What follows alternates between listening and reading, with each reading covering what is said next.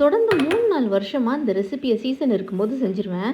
இந்த வருஷம் மிஸ் பண்ணிட்டேனே அப்படின்னு நினச்சிட்டு இருக்கும்போது, டக்குன்னு என்னோட ரிலேட்டிவ் வீட்லேருந்து வந்துருச்சு.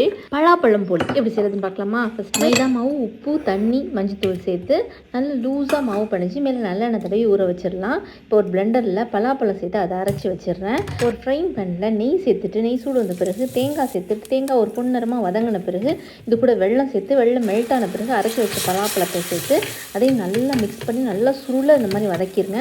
வதங்கின பிறகு கடைசியாக தேங்காய், ஏலக்காய் தூள் சேர்த்து நல்லா மிக்ஸ் பண்ணிவிட்டு ஆஃப் பண்ணி வச்சிடலாம். இது நல்லா ஆறட்டும். இந்த சைடு மாவும் நல்லா ஊறிடுச்சு. இப்போ போலி தட்டுறதுக்கு வாழை இலை இல்லைனா பட்டர் பேப்பர் எது வேணாலும் எடுத்துக்காங்க. நான் வாழை இலையில் கொஞ்சமாக நெய் தடவிட்டு கொஞ்சமாக மாவு எடுத்து அது உள்ளர ஸ்டஃபிங், அந்த பலாப்பழ ஸ்டஃபிங்கை வச்சு அதை அப்படியே கவர் பண்ணி அதை மெல்லீஸாக தட்டிக்கலாம்.